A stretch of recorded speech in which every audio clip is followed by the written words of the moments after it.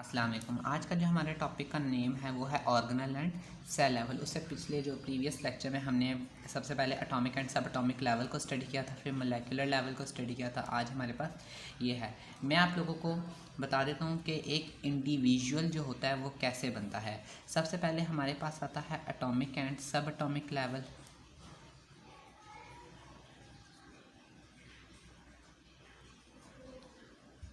फिर उसके बाद आता है मोलेकुलर लेवल। इसको मोलेकुलर भी बोलते हैं लोग और मोलिक्यूलर भी बोलते हैं, मोलिक्यूलर लेवल।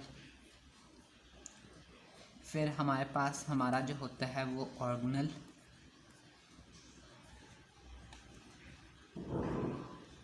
सेल लेवल आता है।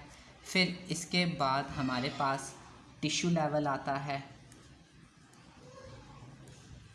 फिर इसके बाद ऑर्गन एंड ऑर्गन सिस्टम आता है।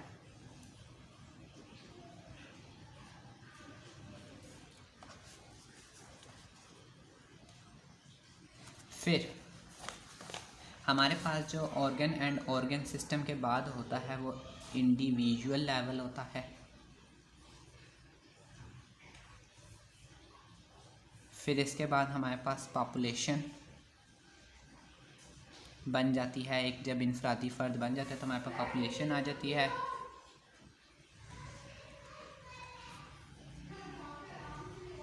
एक कम्युनिटी लेवल आ जाता है। फिर हमारे पास बायोस फेयर आ जाता है। तो ये सारे लेवल होते हैं। हमने इस लेवल को भी, पहला जो लेवल था एटॉमिक एंड सब एटॉमिक लेवल, उसको भी स्टडी कर लिया था। मोलिकुलर लेवल को भी स्टडी कर लिया था।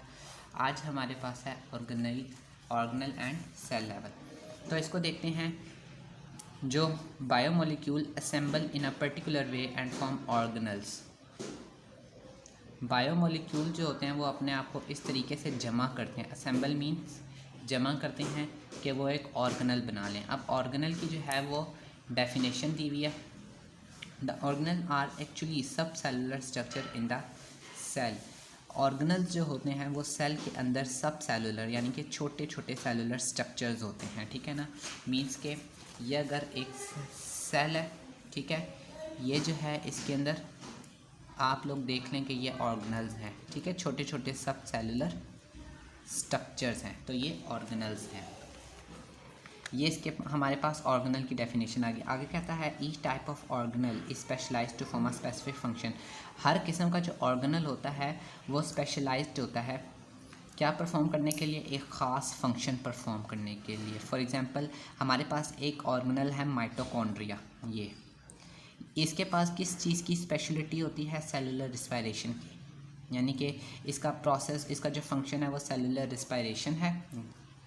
और हमारे पास जो दूसरा माइटोकॉन्ड्रिया राइबोसोम्स, ये प्रोटीन सिंथेसिस का काम करता है। इसका जो फंक्शन है वो क्या, प्रोटीन को बनाना होता है, ठीक है ना। In this way function of the cell are accomplished by the specialized structure.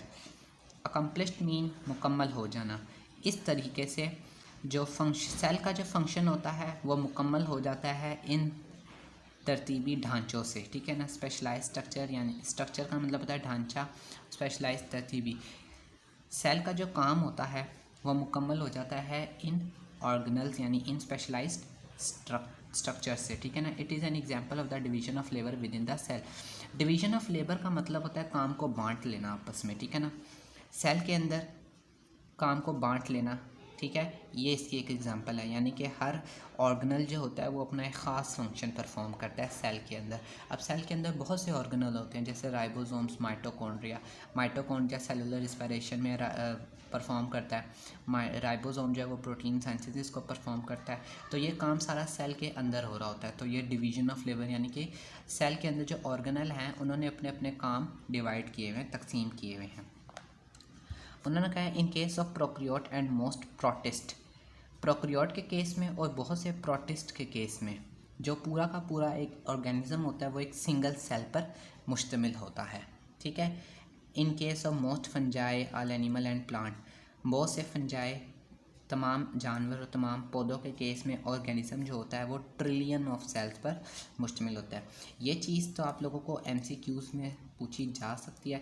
बाकी ये जो मैंने दो आपको ऑर्गेनल्स बताया, माइटोकॉन्ड्रिया और यहाँ से यहाँ तक, ये शॉर्ट क्वेश्चन में मस्ट आते हैं।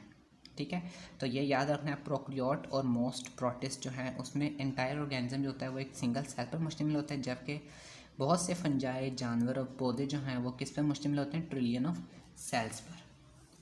नेक्स्ट हमारे पास जो है टिश्यू लेवल, उसको हम इंशाल्लाह नेक्स्ट लेक्चर में स्टडी करेंगे। थोड़ा थोड़ा पढ़ा रहा हूँ, इजी नोट्स मेरे पास हैं और जिसको चाहिए वो मेरे डिस्क्रिप्शन में व्हाट्सएप नंबर है, वहाँ से वो ले सकता है। थैंक यू, अल्लाह हाफिज़।